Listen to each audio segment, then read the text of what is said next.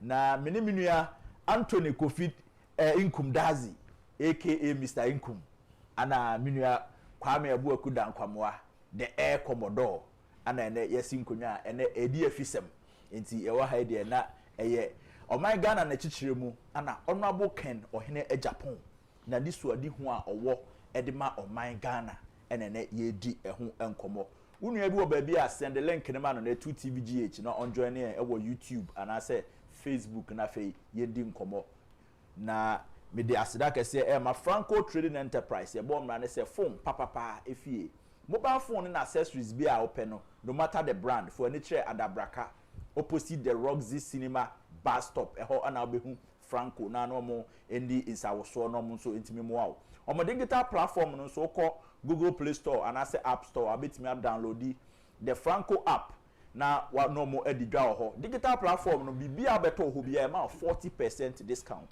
aside mobile phones no omo wo electrical appliances be say washing machine, blender, CCTV cameras. Ewo ofie mpa otimi hwe ewo phone so na hu de ekoso bia wadwuma mu se uni ho a otu kwan mpa utimi monitor workers utimi record audio any video nyina nti nkomo bia be koso bia no so no utimi ti eye top notch security camera se wo de woni kire Franco a onsa ebetumi aka bi Franco Trading Enterprise ebo mra ne se phone papa fi omo no maso yasena ene ye de national agenda ebram why crowd a yen so ya crowd misa nku me wakwa ba mejo so pani boko de nyame adom na so e nyame adom ne lawyer empire bontie gina ye bibi e kama anopa bibi akom bibi shedan ana back down commodity se me sese me ho ato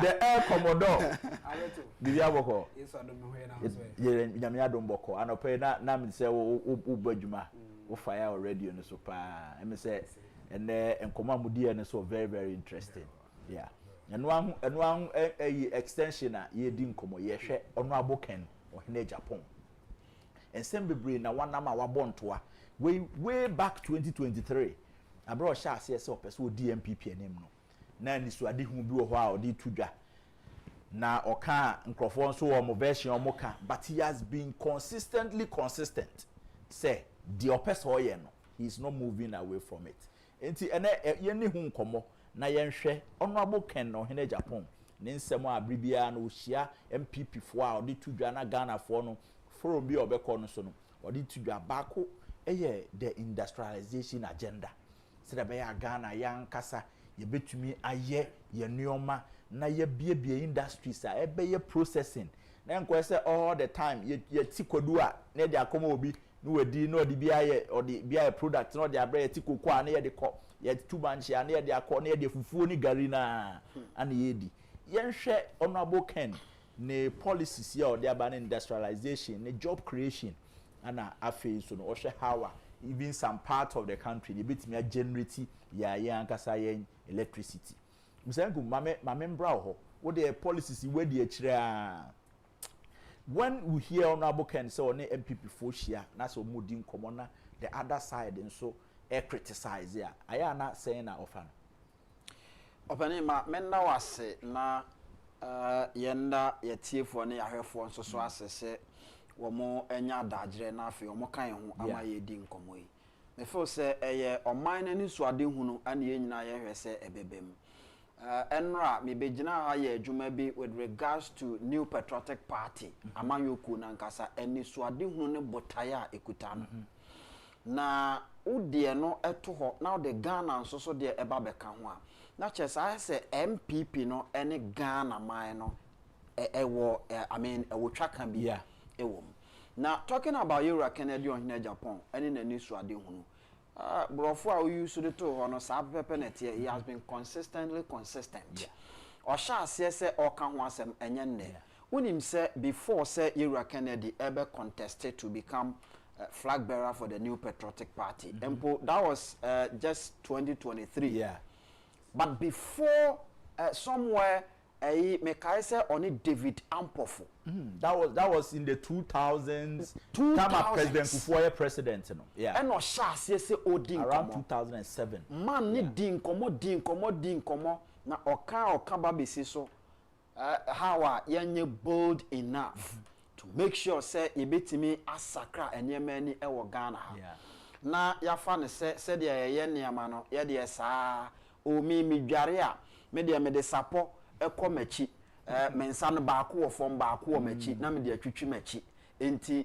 saa na de bia me ye no enti de bia me ye ne saa eti se me wa kwanya se bia mensa no mema ni nyina agina sei na sapo na wo machi still aye adwuma kra me de bia me gina no we are used to the when him say on mine we talking about industrialization abet ya kechire ya kechire because where amine enkaye baby o ma ba bedru baby ti say Germany any ade kra de obehwe no obi hye ne bantwea na ne factory kitwa bi na hye ho they understand industrialization. That is the kind of conversation you Kennedy on Agyapong any AD or say SSA Ghana yetimi manufacture neama ewa ha factories yeti ya na du ba bia yes access factories ne ye kan ye bosom bi ye ade bi ehunahuna nipa it is yeti factories bia ye wo Ghana mpenifo bi wa ha o ka factory che na ayese chese ade a wo kan wonte ase because onim ni ayeka na you Kennedy on Agyapong no he has been part of a industrialization ono ankasa as individual no wa sha ase ye hu adwuma na de aba bedru ba bia wa hu se abanya bako abanya ba gina na nsu ni nyina mu no ase nkoma a odie no obi akrante ye ase problem a ewo Ghana ha a ye face as people no ye nhye da krante ase enti abanya aba eko nyina no obi anya na adwen so be champion industrialization and that is a big problem because you can industrialization de ho asem ne yeken enya bosom ne mom de ma nipa brabo tumpon of course nipa brabo be de tumpon because e manwuma e doso e wo mem de di kan bi na wo ka ho asem ye tikodu betem ne de atokam ye de atoplem wiemhyen mu na huham ne de akoma wo mo ye serious se ye ne mre ye de yate ye de abremo na abetu be nsa sa kodu ba kope na ye de ato hyen mu akoma obi no na sa kodu ba kope no nipa na afa kodu na nkasa opamu kura na naba na ewo mu no no wafa no nko ade aye bibi foforo owi akodu na nkasa na aye di no no ode no nko aso aye bibi foforo afa owi ane hono no no osan de no nso aye bibi foforo what I say eti sa nipa baako na yusu kodu baako e de aye niema ahodo bebre ba na ye de ye te ne betem na no ye de dimrika e de ko sa niema ne ya ebeduru ba bia ye ginan eni nyina ne se de be ntia enipa ye de omo esi ba no no opani unim tuotu akotutuo debi one hwe akotuo ku be no crowd a risky what I say eti anytime we are talking about industrialization na manfo ka say na nti e ba sa na aban ahodo ma bakọ ne ade nyina no wo mu ehunu ya na se de nya wo hunu wate but onim kwan yo be fa so obetimi aye yewura Kennedy on Agyapong say ye man kwan no oba wono ankasa e ba be ye sa de no he is coming to champion it obet ye say owo se wutwa ne tifri so ade aka nyina ya ahoma and so it tells you say anytime we are talking about governance anytime we are talking about better governance we are talking about the one spearheading the nation being serious what you say it is a way nya ne sape ne aka nyina say Bible cry eka leadership asem say jodi animu ni lucy focus mo amwe ni de bibia ne ho amobetimi aye eno ne ya ka being the one in the forefront amobetimi aboa madwuma na eden akoso was ono ni vision na we odi na chi de ya ka nyina no because wa ono ni kuta vision na wa wudi na chi kura no susum bibi hu na wo de kwa ohwedin no wawura to nchen ohwedin no wawura to nchen what I say na ye ntimi mfa sa mfa ntena omemo ene hu sunsun aso ne ye hu na nei enne ya yete omanyimu we are talking about 21st century right and ye daso esu unemployment but other countries no have been able to create the employment in excess enenye bibia o de wo kan ya once koduo banchio bro koko na kodru no enioma edi ye no based on that edi bi adwuma go say wo de obeye chocolate wo ho de obe extract oil afri corn mu wo ho de corn ne ebeye we no here starch ne dey dro nti ye diverse enioma nti more na we produce niema dodo no na we hear more hands so that you create employment. Enti eno wasem na ye kan industrialization no enya de bia ehu na mom eyade a esese nipa nya ho gidie na wote ase se eno ne betimi amatimamufo abrabo akoyie eno ne be matimamufo adie eno ne be matimamufo enya rehemu ewo mo mpanifo emo obet hwe yewura Canada Agyapong aye bibia ye friend starch factory watena se hu se no I am producing the starch in excess. Yeah. Now, most of them, you're transporting in free Ghana, baby for. Adentia, because when we are talking about a pharmaceutical industries, Ghana endorse. Etika krebi no momu timito. Dia kenyina no ekwama no ne. Womu de koye ndro ni wi ano ma beton e de amaye.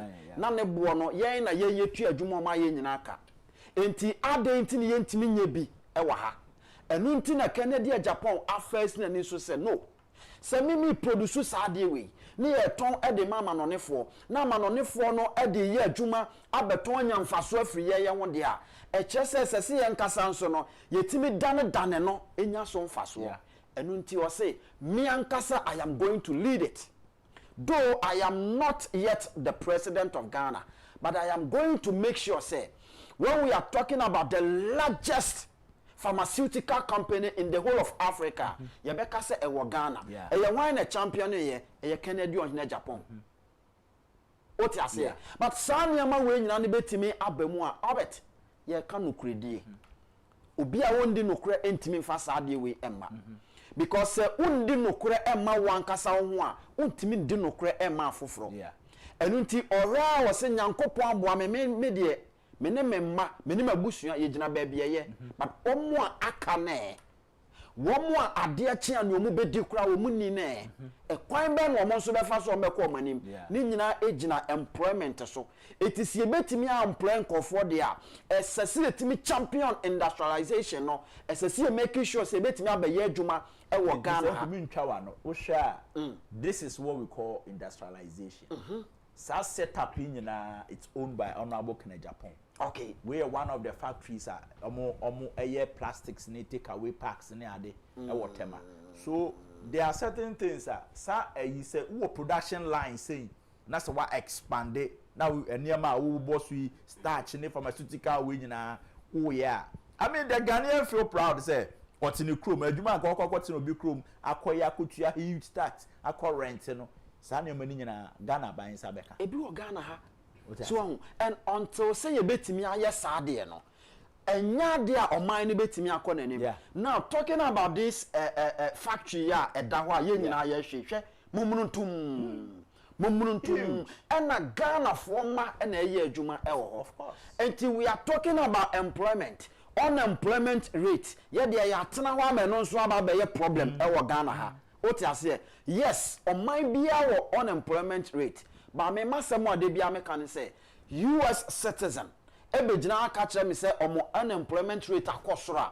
E kire say adwuma no no peso obeye. Ebia ne awo no ehwehwe na onyaye. Otiase but adwuma na nkasa de ne obeye a wobedi de ebi wo ho. But de ya de ebi kwabra ni gina ho pa adwuma na ye but adwuma ni bi nya den eni ho Mr. Kuba me shift to the air commodore na the king of the airwaves is here the air commodore tena dwamu a din say honorable Ken policies no obeka so no draft here bibia odi hu nkomo kama commodore yenhwe honorable the policies a odi atudwa how feasible na ya wa hwa otum se niam a wo keken ya de a Ghana say you pay attention to a ebetimi aboa Ghana as a country na ma yan kasa citizens no so no yetimi adi emfaso awati ma me na say anopay na me mo inkum so abaso che se na ni di niam achi na omoneta niam proceedings e koso nyina no onim Ohe enkoma one na di a matra ha monitor ne ma na che se ye wo adepa na wo se yetimi koso akosi benya ne papa no ayehwehwe yeah ma ye adwuma wo BBC industry na wo tema and em de se ye kasa ye bo tema so na ye de tema ene ma ne bi aye yeah ukọ ba bi de se BBC industry ya American ya yeah ye wo omoye paint na ye wo omoye paint ye wo omotwa plastic ye wo omotwa we enti obia wo na fam di awo oh yeah you ask yourself say paint aye de supplier ba oman ni enye nipa ba akopɛ ne bɛyɛ ye wo nipa ɛyɛ ho adwuma ye wo mo a pack paint no waye awie na wato de ato ho ne ye wo de odi ne ti emu aso no de ade ambɔ so ɛna no nye nipa ba akɔ ne bɛyɛ enipa ɛyɛ adwuma no wo ho ɛdɔɔso ye wie no ansa na omo ebe pack akogu ba bi ɛsɛ ye store no egu enye nipa ba akɔ ne bɛyɛ you ask yourself say okotena ase anopa ekosita mo de beko breaker hwe nipa wo saade no ho ye adwuma omo aye pake omo load che say enipa wo no mo ye adwuma and and your friend say factory hands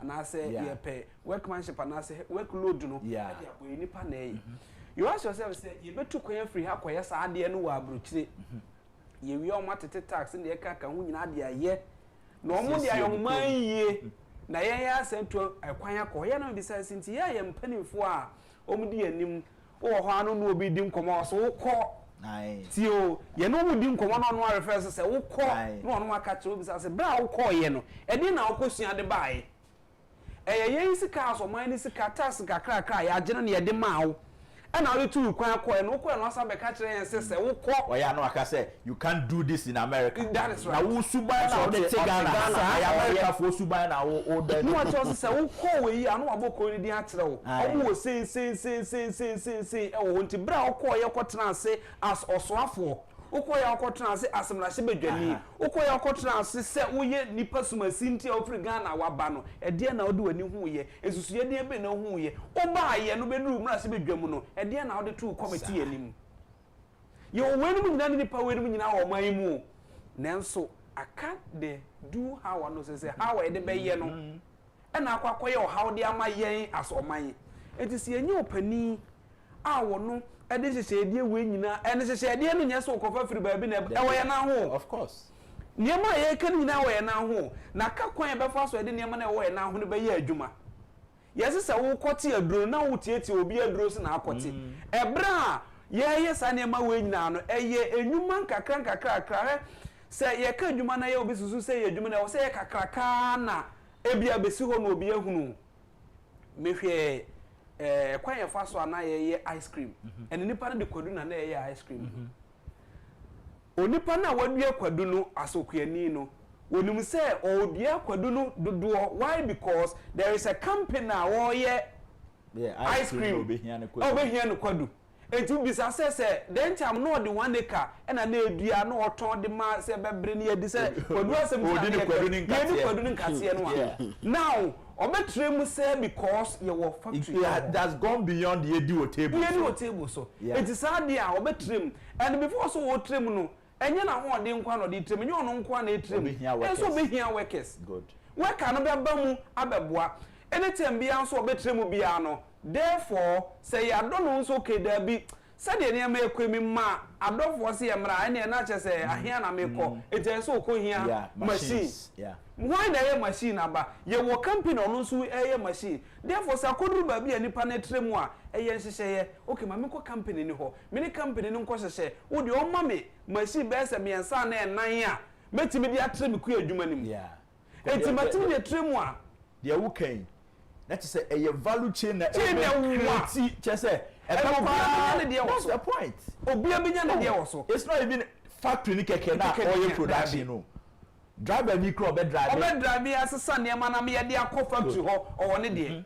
and I believe say your companies omo akasa employ drivers a omo ko yes etifa ne say e bia ne maintenance ma frɛ e bia farmer 1 empacho na de na wa na ye hia ne ma oh me wo bi wo no ana say wo so ma driver fo driver ni na wo ko no de na egu car ni makọ the fuel enti de ono so ton petrol wo kwan no na diesel wo kwan no saa da na for the driver for ne move ye so do mko fa ne ma saa driver for no mko to petrol de ono so wo pump no ho no a obu ama wo no at the end of the day ye tuaneka enti just imagine say obi factory no wo see ye say o produce kwadu say yemfa kwadu no mra meye ice cream no hwenwuma that particular day no any value chain na eto aso ansa na ye kwakonya sanema we nyina so you ask yourself say ye wo sanema we nyina o my Ghana ha last na ye nimpanifo no bi di nkomo say ohu say asase da ho na ye mfa nye hwe na ye ne ya he obi timi si dan na wasini na enwura fifiri wo ho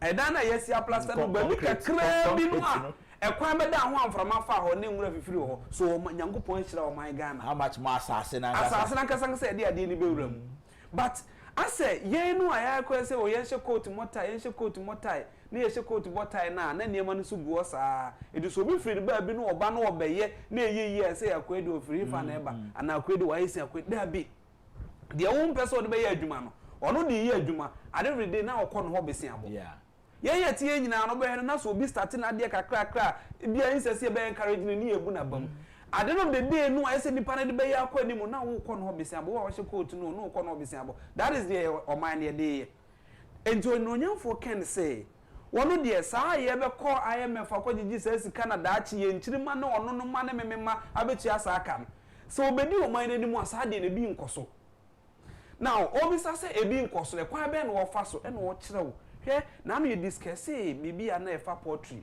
and I am telling you say even the poetry itself ebetimi am o man na di year to the sense say e kwa ye fa so e di sika kọ kra nkọ e de ba woni poetry farmers di nkomo a omo haw no yes poetry no ayeye no sa banche e kan ho asem say bi ebedua banche ne be start no at the end of the day banche ni mura no yetugu wa won ponche kakra no ponche na wibi wa wonwa kakra no ma wibi di aka no ne atutu amu but sa banche ni mura no tawa ya krabo ma we mu na tawa ya wa ha anya say wahu yes ye oh eni manu bu ya na ho nyankopon no hire ye to the sense eni manu bu ya na ho but aka kwan ye be force e be huru sa de wi ene e de sa de wi ye and see it me who even work keke kura ye do to agu kura ye no do because you see say we na do to agu na ye say it's because you don't have the idea. Yes. I always say exposure I can say exposure and on chire say utu kwa America and now call London o kwa tina kwa da hotel papa bim kwa enjoy ye na oba Ghana say nipa no exposed o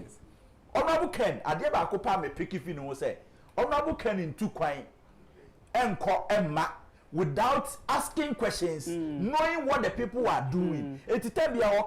He makes reference to a particular place, India, just India. Adewe. He's talking about Sakasawa Kamwasem, and near my idea, even a tanono. Sa itano no kwa yinyano kwatimi ye fuwa. Enti Muna Marco Harvard, Marco Oxford, Massachusetts, Takasi, Muko London, and Beggar. Kentucky Fried Chicken. No more Korean betna. The real and near my say Ghana nyano. Moko amoshe. Yen kan ko dru ba bia wo kan kra na ye ka banche asemu. Wo de banche na nua nankasa yen ko so. Apart from Gary, apart from the start no wo kan de ka ka. Yes wo de ne hono no keke no aye to agu keke na. Eye ne hono no. Eye ade papa obi di ya ade a ono di nyeska wo ho. Yes banche ne hono no.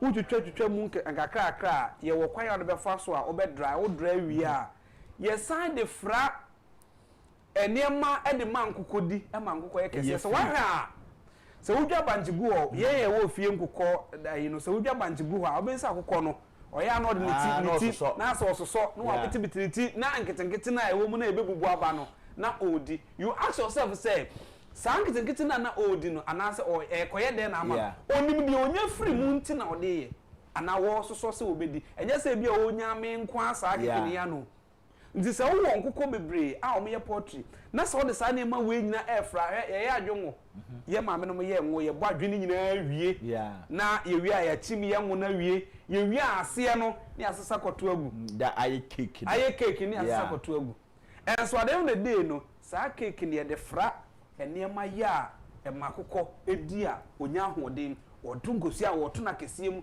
o yesi chese sometimes ni man wo hode maye unim say poultry industry ni so they spend between 65 to 70% on the feed production cost no emu kese pa ye feed It is a winner sad idea ya working. Na say through when this wadi hu what me boa my poultry industry nuclear reduce your cost on the feed nuclear by just 10-15%. You are saving the poultry farm. And you ask yourself say oh nkoko be say 2000. Now be kwa kra nkoko no anuane de aba. Now wo banchifuo ebia 3 acres and 4 acres. Now wodwa obanchi we wodi ehunhuru no e provide nkoko no a. Sa sika na rekọ kra sa ne man be wo de be enipa ebekwa kodwa banchi no because banchi a wudwa no nya banchi ye ketwa sa there's no need to say obema nipa ba kwa tena banchi ho adwa say machines crowd ye etu di machine be ye pili ni nyina de okofo banchi na free ba bi e de aba say ye mfanye because ye ni so de hu say ye de ye poultry feed apart from say ye aduane na free no ye de banchi ho no kwa no de ehia ye enti nipa ebekwa kotia akosesa banchi no aba say koba na say bia Albert ewo factory a ye banchi no ho adwuma medua me banchi amenim se banchi ngura no kwa me ma me mponche nwe na ense ne sa akwa yes e wom sa ponche no feed nso so ene no but ansa na se menya ponche no de ma hunu se menya quota bia e kwa be factory nim enanya wonko a Mr. Nkum bedo ne de me medo me de we bedo ne de ntie wo nipa a wo so wuchi at the end of the day e sesa banchi no ngura no de de aba bisa se from sa da na ekono info na wo madwuma nipa no onka okoto ne banji agu bola so ama yen ankasa ya se sika kotu bola unu se bola timi hipi aduru ba bia na afi na assembly ne ecopiskade betu suspend wo na unim de ye good thing ne se de wokan e be create outdoor scheme enti ene se me Mr. Nkuma yakogye asase yankam ewo baby onso ne focus ma jemo de na afi ayese se association bi ni e do banche no anka first ka utu dia obehwehwe ka bia ode besesa de akọ but because ye do so nti no you see e ba be farm gate wo ene akọ factory ho first ka Mr. Nkum edo wi a no obi afia akra aba o banche kotokwo ni nyina mema 100 cedis wa farm na yes wako ba bia na ya mitimi gina ba bia omo hye banche pa omo mo na mitie mi a omo ka se anytime bia mehu so omo hye banche bia no na misuma kuani banche boto no a esi wono boto no momunu kra no de akoboto mu no eso acha ade de o ma hye mu bi a hye ni ti ni so no bisanse enti ndidi e ko boto no mu nyina no ame boto no ana anye nipa no beto no hwe dan die esi na pampa mu no farmer na nton a e be say what you say e be say it is if you are producing in that large quantity na say what they call factory wa and no one said any can value chain no omo be transported from farm gate ni kwa no what create employment in the first place kweni no because first no this so ene sekan na edo nti no na ontimi ndo ne kese enti wonfa obi adwuma sesi anom mini Mr. Nkum ya biem ya the machines and a plow land no enti se oba wo mudua kra no e full time employment enti a serious thing na ya kan sa no after say why we no nyina wie na ya form the association as a union na open no se woni ska ehefa na akọ obekọ bank bank no so behwe mo avenue o ma create e kwan ma fa so man ka mo ho abomu aboye and you know say bank bia be ma besin aya na on sheda mfa ma ankrankro wo no say wo ma ho so pa na odwa no kwa sika no e but se my association we group bia mo de mo ho ahye bibisa no a eye easy so de be ma nti ya na basically ye tutu amanfo for say ansa na say mo be ye bibi ete saa no ya na ma kam ho abom se wo ka ho bom a ugina no watimi because se bibi eto sin a ba ko timi eboa no nyonko so ba ko timi boa no nyonko wan se eniema eko esin ede ama it is sometimes se eniema eti sei eba eboa mo ankasa mo na mutimi de ye ema eyeye se yetua banche na se yekwakotu banche na banche yekwakotu no eye nipa be se 4 e banche ne yekotu a driver ni a omode sa cars na eko ni nyina no ade de wa mo obi adwuma driver ni bi akita ne mate a won ne de nam you see Albert em say nia ye kan nyina no eye effect ye wo cause and effect effect na ye ka ho asemi but why any cause no so as I say all these things that we are talking about will never happen on a silver platter. Of course, I said Jumakum. We need to work hard for it. Yet Ghana ha, Emma Malaysia officials eba Ghana ha, ebefa abema akomakonum ene ye ka trom se da bi enum de mu odo be de nkyere wiemhyan no me yi bi ntungu no mu yi miensa tugu ye ana omo de mienu e de koye.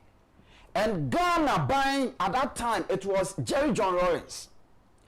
To a whole official, government official said, on Congo Malaysia for no moon be a bemi, you know. You are Paul Victor Obey, PV Obey, and they do much they call Malaysia. And today, as we speak, Abeno, it's me more moniama Marco 37. What I say? Omo gusuko moya research to get more. Sa nneema we nyina ne nkoma ayedi, but abelba Ghana ha ye den wa abu e wa ha mimi krom juani e wo kojo pon kroma abato mpeso aso juani kwame nkroma pen so na oba wa ye state farm no e ho na me ma me ye adwuma abe na yenu na ebinum esoa na ye but unim enfunso na wo nyina ne se ebinum de bi yango ebinum de bi yesei but yantimi an sustain sa na ma wo eno na ma ne ba bedru ba bi ayedri it you need one person with a certain vision ebetime page o man na dru ba bi ayekan but e kwan ben so you need where then a politics and you see your mind. Of course. It is the politics and you see your mind there. Then you need a certain politician who has the political will to make sure say nyama yeke no ebebaso. Yeah. And open na mudin komo. Na mo ka patriotism. You see say oti your memu. Na say o da sore na da nyame ase radem da so ma de pa cheme. Na se wan kasa kwa won dwen de ebetimi ama oman no atimi abedi ye a na wan kasa se politician na wudi oman nanim no ye se o twen na ye de abenu bia ba na o de peskedi but at the end of the day no we fi akunya ne so no e de na obetimi de won sasi ubu aka se we ye de ma oman. And the reason is that we've not been able to appoint leaders who have built something for themselves. Omunye bibi ama omo. Yeah. But all in the name of Osimesi or Tibrofo Papa, hey, Ujafo de Tibrofo, Metwa Bamano, near Kotwama Womo. It is a Yatua Bama, Abrofo, Ababisine, Brofono, and Unsu Sansoni enemy. What I say, you need people who has the willingness to turn things around. I bet, and maybe a trim last me catch our say. Now you go school will be a friend craft and ya deco. Yeah. Craft no any say ye pese winyan sa no dwuma bi sa ye bibi. Fa won sa ye bibi. Sa ne ma no ene ye te wona China fo aba be sua free ha ene om de ko China. Yeah. Om be sua wa ha they came here for the document. And no na ama China fo dru ba bi o ma dru no. China president Oti Akonwa so say unim say gradually he has been able to turn China into one state, party. One party state. One party state. Yeah. What you say? Because all by no, who said there be a new school, Ecosia administrators no yados. Okosia no ban one page mama and one no. Only bibia obey. It is a sign that the activator. Yan yatutu ya diasi, ewa hano. Yan shemukena.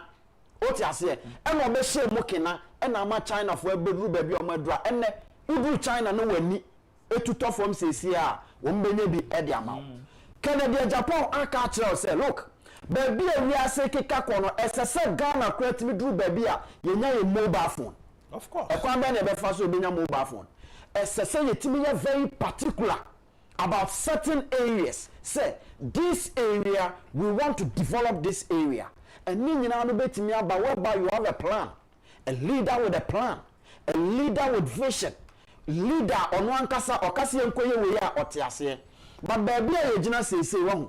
Ya to aba man kofo atebrofo, ya yusu brofo ne ya de to aba man kofo. Enti ade na kasa na yen ya bon so mo se onkonkoye no.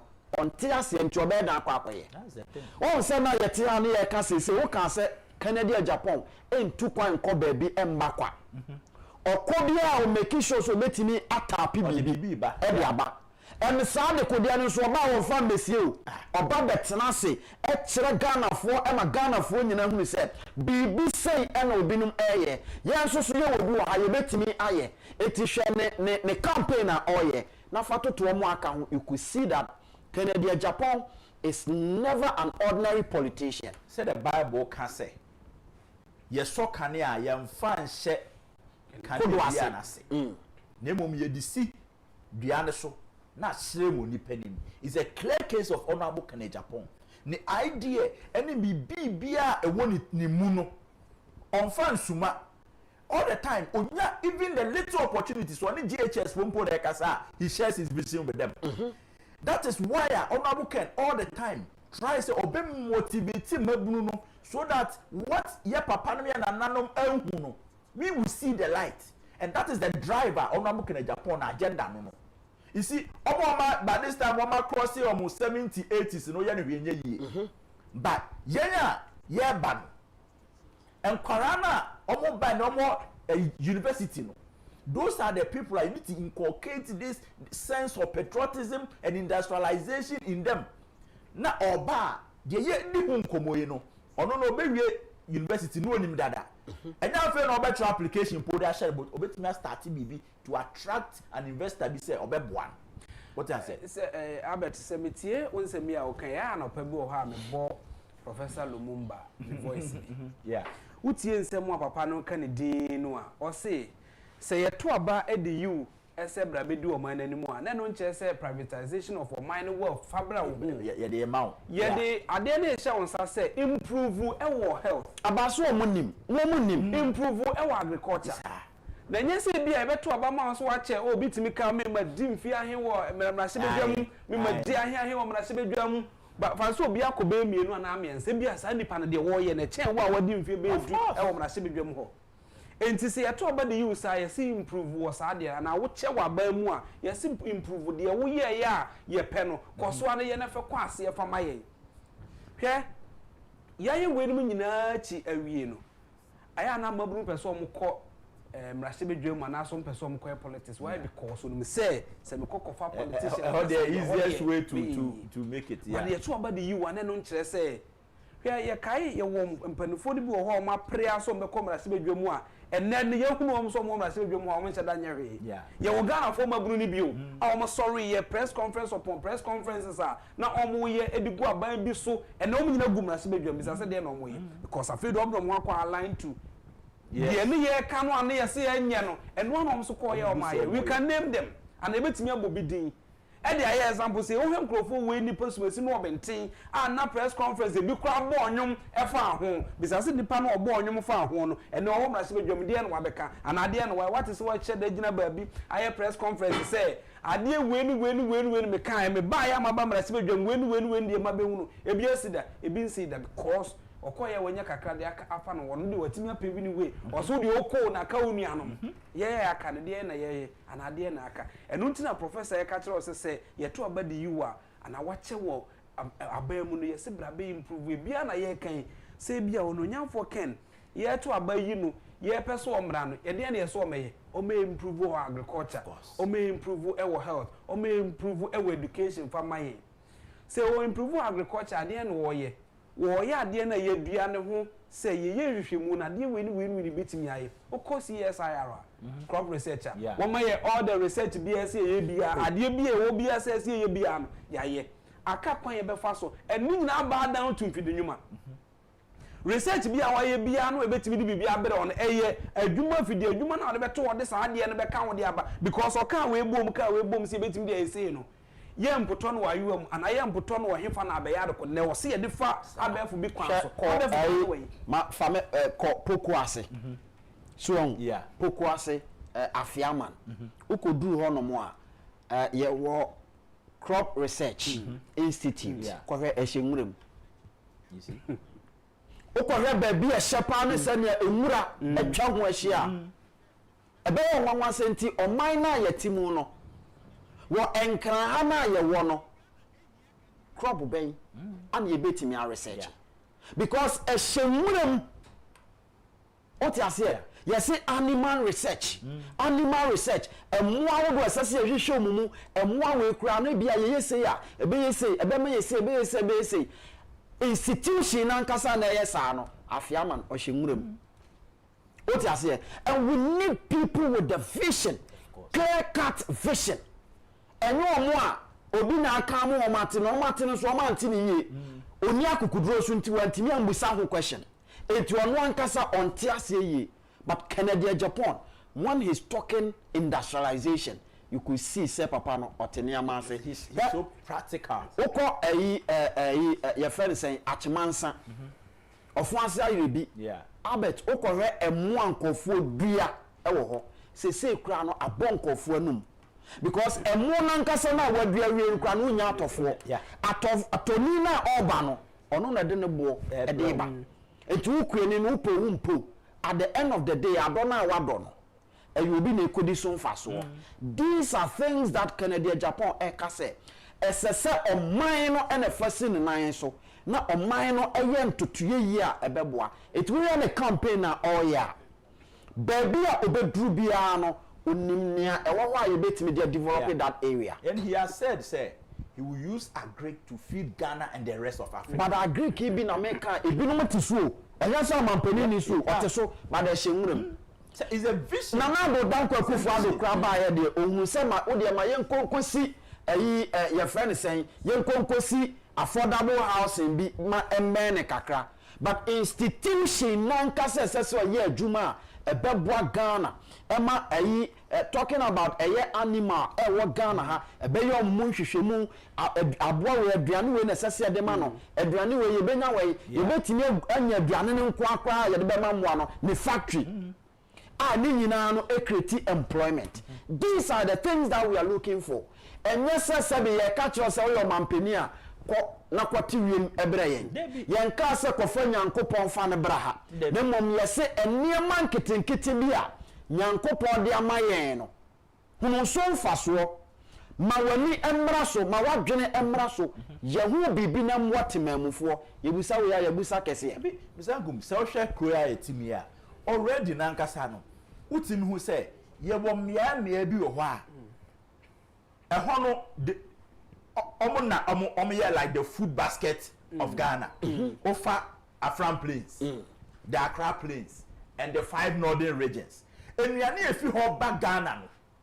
Nantwie a bank line in an but I say obi any agenda near to chrome na nantwie kwati mitisi obi afum.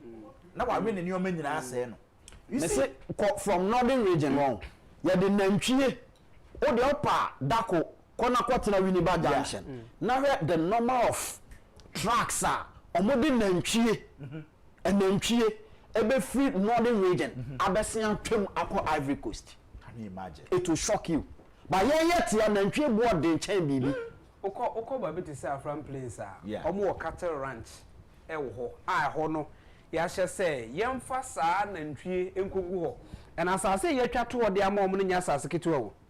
All the yes or mukani nyina na say yemfa ye nantwie a ye wo enkogu ho ye nye o because obeka say obi nantwie timiti so obi afuom yenhwe video yi ye kasa no inkum eka honorable interview be with Ampofo yenhwe na yentie nsem a back then in 2006 2007 okaye and it is so like current say utie Ghana ye niema ye komu ene niema obi a sorry a oka ho asem no. Honorable Ken said this years ago. Yentie say MCR ready. Yentie na fe yento a conversation.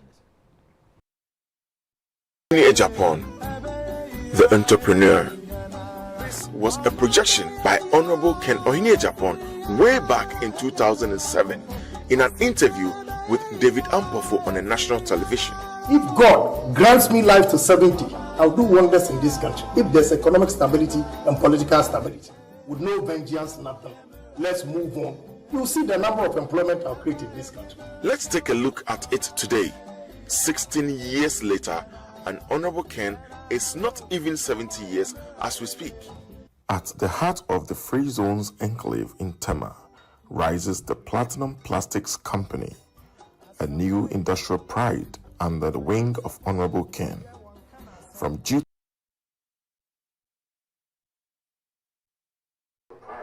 Okay, it's way was Honorable Agyapong way back in 2007. And only David Ampofu, Edin Komo. It's you say, Mr. Nkum, this buttress you ask somewhere can say, Honorable are consistent when it comes to a new message say a money to make sure say Yanka Sana ya there. I mean, share ne pharmaceutical we are now come once me. And near ma all the cassava ne yen. Na employment are created through the outgoer scheme. Bisa who say, and ne Ghana yeti, is there anything like that? Shetaman and akufo-addo best started one district, one factory. I went to Ekumfi. Na kwahwe the way na farmer syndrome who asem ano mudria abrobe just to feed that Ekumfi juice factory na. How many people na employ? Few people. But this Honorable Ken a starch factory ya can once me over 1,000 people na ya juma ho. What be some woman depend on uncle for so. September you be a school, how are they taking care of their children? These are the things you can once them say. Honorable Ken is capable of doing these things. And he said it asem year ben 2007, right? Yes. And Okan say nyame ya na dom na say odi 70 years na say your political stability. Yeah. Ewo Ghana ha, he's going to do wonders. And after and sometime na Okan no ye musa ye ho say nia Okan so be ye no osisu bia say you see the number of employment that I will create in this country. Yes. Okay? Yes, say your want is your want. Asemo free wanum eba no. Eno na ye adwuma mpa. Sa asemo akana di kan ye oguso ya na so onye. Enti wey na kire say he's a leader. Ubetimi do nwan den ato no so. You see, what Adian Crawford didn't see 20 years, 30 years ahead. No, he saw it. You see, that is the point America said. Exposure doesn't mean you traveling around the world. Exposure is when you go, you inquire, you put yourself to it and take that policy. Sometimes you need to transplant somebody's idea. Experience of Area Kennedy or Agyapong. Going to Germany to go and go kukum. Yes. Going to all these places, go and do this. Now you hear other politicians Omon so I can say ye to kwanko because one mortar because fine fair enough me nyina mu no den and wetimi aye out of it. But Kennedy Agyapong is the person he's making sure say adia ono enya obema nkofo enya ewo Ghana. Kwame Nkrumah ka sembi or say the black man is capable of managing his own affairs.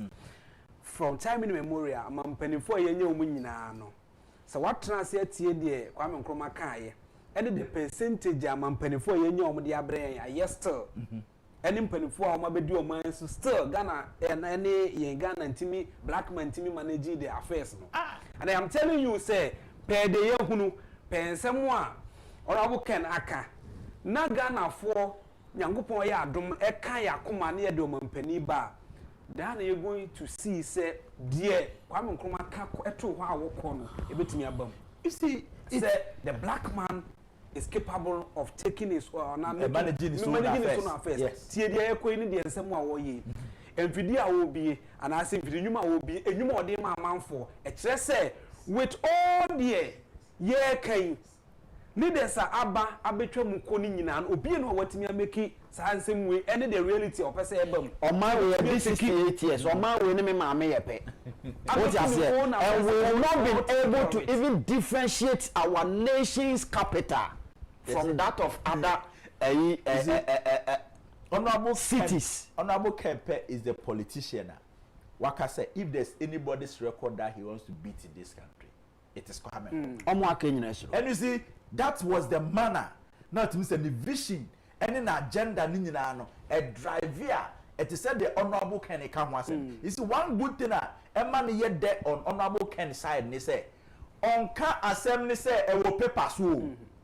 Honorable Ken or Kasa, now why ye BB on kuta paper. He said, no, What you say? Oh no, can you be a watch your plan that be personal ekitano. What you say? Abra also who die no na oye. Also who die no na oye. And you know this time around say nipa na can eternal or cancer pharmaceutical for ehia way ya yade a why dem what try what test it when we say e doable. What you say? People to stop talking about theories. You come home. I'm say theory time you come no man that. But be you do no you hear pragmatic leader. Oba be ye nioma Agyapong making sure say Ghana no the youth in fact say if politicians are listening to us the Ghanaian youth doesn't have the time to wait. We don't have that time to wait. The time is now. Mr. Nkum lead the beer or no who the John Biano. We don't have time for that. I'm saying, do you see footages from Burkina Faso again? Senior Ibrahim Traore yeah, the chance because he's been able to sit his people down. Wakachiro and say, look, ni ami ye nyina no me yamam. Eye mumunti na me. Na se mo de kwa bonten ne da. You are opening me up. Yeah. Our enemies will come after us. And it is because I'm doing for you. Just keep cool. Yeah.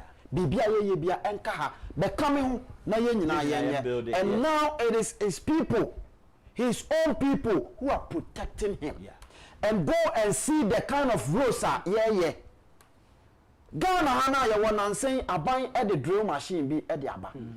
Sa drill no me say ebinuma park omo de oh enya adwuma esi ho some of the constituency no ya park esi ho enya we MC ne kan no anu amom de akona fuom akodo ama no ye Punkata Maso whoever is managing enya bibia that drip machine ya kwan nyina na say no so responsible nyina say it's a leadership. Leadership.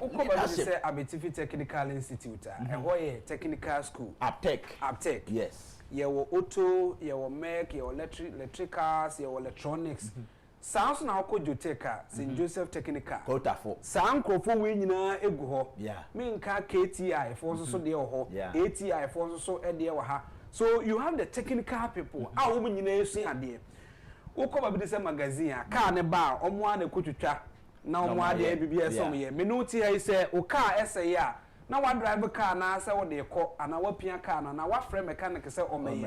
I don't ready no. Some mechanic bi say dey no kosi car no adwuma nti say tam na wo ko school no. Say na ni so dey hunu bi say ye bi company bi o me car enko wi a e ho na wo ko adwuma ho. Enkaminu mienu ye wo kwan be fa so ye beje car ye adwuma no ye tuatua car kakra ka biko ye nim say Ghana fo a omo ye omo car sa na omo ye car me ye awusu ewia na yakokra car bi free baabi na aka chose we dey luxurious car we dey hwan car na ye de duty asen ato so say wo kofa sa car na betwi o man mu nti no san tu ase e obra ya kwan na ye be fa nti obi ote ha wasu ade wo ye technical school nim say de ye kwan fa ah nipa na no osua building and construction oni ni nyina na esua ade o the same classroom no enim the environment no ye ni mebetimi dia ye bibia beboa ye nti owie wakope sa adwuma na ye wie obi awie adwuma ana wawie school tifie besi na wontimi nko enya adwuma nye ono so oni startup na ode e ko start no ho say mikobi mechanical shop e obra oni mi sesen ka adwuma wo ha obekobie you see and we ask ourselves say ye nimpanifo besisi omai emu ene ye minister of one bisa say ya na sometimes say ye do be co ministry bia ye bisa no nim de no wo that na so mo ye vet push government vet na omo kon de kuto omo ni nyina omo koka nyina o paper so they say some of the politicians in this country glorify mediocrity. And when you are dreaming big like Honorable Kenyapona Kanyama bigger, they don't believe in you. What I say? That mediocre thinking, no, we have to take it down. What I say? They have to unlearn all those archaic mentality and relearn and move that the agenda now. Yadi banner forward. What I say? What I say? So what do we want to say? They say Ghana for 80 and the AK nyina no e ni nkrofo ba ko pe wana nipa ba ko pa o makom ho abom eso ne ye nida eno ne delegate because the ye ka ye chire amanfo nyina mu e se delegate ni a wotie ye ankoto saa aba na anyi nipa na ama obeye na afom de wo ye nipa obeye na afom de so de boa de beboa but the senka wo the resources ni nyina ama no wo de Ghana ni nyina ahye ne nsa and ono appoint the right people at the right positions enka ye be hu ne ma papa e wo se yetimi ye wo oman mu obi e national security otimi fa phone frɛ omampani bi omampani weni ekoso ade ne be hia okay be hia de weni do you think say omampani ana na say Canada Japan omampani e na bia national security minister afre say papa ye hia de sen wo ha if you obetena so de na wotwempo because onim the realities in it and onim alkodi nti asasa ade na ama e do ha beba na wotukura mpo enu alkodi ohia no de be ma for so be a Greek minister no afre papa e be a Greek sector seni ehia e wo ha obi a ono ete ase a na wotena wo e ka Greek ho mfaso na ni minister be frɛ na ka kyere se ehia de we e wo ha susu ampa se be di bosome there be say ubeye a Greek minister and the honorable Canada Japan there and obebrepa o adwuma here because the thing is that he is not oblivious of the sector until whatever you are doing no if he's not ahead of you, he's at par with you. And you cannot be there and relax. There be. It's a so Juma. What I say, my main fast is that Franco Trading Enterprise. Bomb man say phone papa if he Franco Tom mobile phones and accessories be obetimi NJB. Our head office I work at Dabraka opposite the Roxy Cinema bar stop. Na Oko App Store and I say Google Play Store so I bet me download your app no. A Franco Trading app. On the digital platform there almost 40% discount nti no mundi nkomo na no pay baby a wo bia no so ntumi nkoho a o betimi abe deliver onioma na ma kama open microwave open washing machine open blender ube onsa betimi aka bi ho omo air conditioners and omo TV so Franco TV ni there ani da ho clear bibi abehwe bia no otimi say kama pa no mo CCTV camera ni there ultra modern say record the video no na record the voice se wutu kwan so a ba bia wo wiase bia no wutimi hwe CCTV camera ne hu ene ya ma ekoso nyina na wo mpesa CCTV camera we a edian biem ana wo pe Fre Franco na no mo ntwetwe nkomo no mo wo 0246 422 338 0246 422 338 and I say 0555 939311 0555 939311 on website near www.francotrading.com. Franco Trading Enterprise also still phone papa if you Mr. Nkum mommy na yes say na there na yen sorry so na nti ye kono there now there odi delegates nia make nyina ene say delegates omunim ne ye na on say Bible can say me or say bra na me ya abofra no medwene say abofra emre bi ba na delegate ehwe ne otebrofo eso no ma to aba e de ama no but now delegate atena say ehunu say there be baabi ania ma keka ko no etwa say ya nkase ya brabo diye etwa say ye ma ene ye nananom a eba wo ma brabo ediye na wo ma hwe ehunu say enipa num o mo contest no obia yoke everybody qualifies but nipa obetimi amom se ni suade hunu ene sa ahotoso no eye Kennedy ohina Japan and he is the only person so a obetimi aka kire o se ye ba be budua we atofom aye bibi ewa ha oba nso a obebu atofom aye sa de kode no ewo ho because ono ni nipa ba akopa allegedly national organizer for the New Patriotic Party Nana B akache delegate fo nyina so ono ni power ka nokre ono na Ghana fo aso na hwe hu se papa we bi obeka bia oye until this time about oye quarter in 2028 no ye be hwe di odi nokre because you say politicians na dada we bi aba na obeka we ato na no pe nkomo bia na yedi na gratifo doctors o Ena vice president do ma kwatena sa ka trom se be si 3-bedroom apartment e de ama akyerɛkyerɛfo ena o ma nya kukuduro ntimi ambusem wo mo ba fie be dadwene ho anom se ma me na sem na o ka to ho trada etiafo na o mo be peda no ma ko hia maame no no ma ko akobisa no se beye yempe politicians a adanko dada be no sa bre no atwam enti delegate ehun se Kennedy ohina Japan Ghana for aso ansa mo hu ne ni nyina mu duru etie ye hunu politicians abesen ko politicians aba agina na Kennedy Japan edanso enti delegate for se ba bia duru no de ombeto ama no enti ye dan a ye wogidie se Kennedy ohina Japan 31st January 2026 inshallah na oye flag bearer of the new patriotic party Commodore the American delegate na no pay say yenko Bible mu na yenka asem bi wo ho o say obi a no yekuani ana say wo ye hwesuni na ode na eku adwuma ma nkrofo bi say omunkoye mu adwuma na adem de no mebu hu akonta papa ne tena asese ya o tena ase na o ye say o frefre ne nkrofo no aba say o mebu akonta